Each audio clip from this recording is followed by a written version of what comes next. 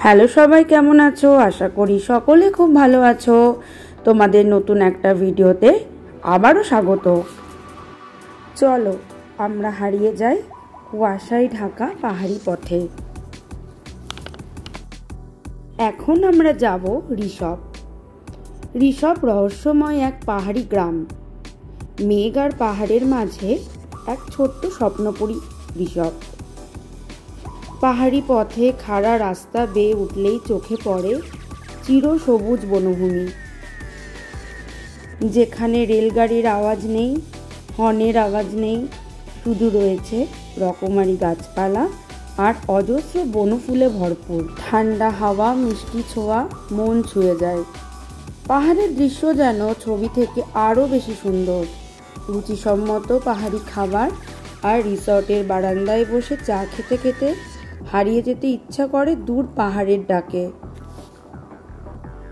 ঋষভের পথ এগোলেই শুরু হয় ঘন জঙ্গলের গল্প, যেখানে দুপাশে উঁচু উঁচু গাছ, মাথার উপর পাতা ছাদ, সূর্যের আলো ঢুকতে চায় কিন্তু রাস্তা খুঁজে পায় না। দাঁড়িয়ে থাকা গাছগুলোকে দেখলে মনে হয় সে যেন এক প্রকৃতির পাহারাদার। রোমাঞ্চ ও শান্তি একসঙ্গে এসে জড়িয়ে ধরবে। ঋষভ মানেই অক্সিজেনে ভরপুর। তোমরা যদি কখনো ওখানে বেড়াতে যাও, গেলেই বুঝতে পারবে এখানে কোনো কৃত্রিমতা নেই, শুধু আছে শুদ্ধ নিঃশ্বাস। তোমাদের সাথে কথা বলতে বলতেই পৌঁছে গেলাম ঠিক পাহাড়ের একদম চূড়ায়।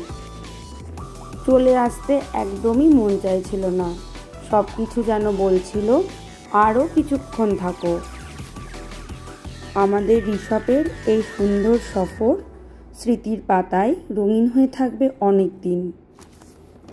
হাতে যেহেতু সময় ছিল না, সেহেতু আমরা ঋষভে গিয়ে থাকতে পারিনি।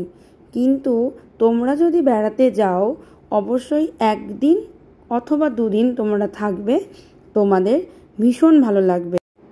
ঋষভ ছেড়ে চলে আসলাম ঠিকই, কিন্তু মনটা রয়ে গেল সেই পাহাড়ের কোলেই।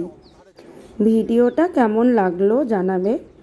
আশা করি সকলের খুব ভালো লেগেছে। তোমরা সবাই কমেন্ট করে জানাবে। আর নেক্সট ভিডিও আরও আসবে। ততক্ষণে টাটা, সবাই ভালো থেকো, সুস্থ থেকো। আর ভিডিওটা কিন্তু অবশ্যই করে সবাই দেখবে। টাটা।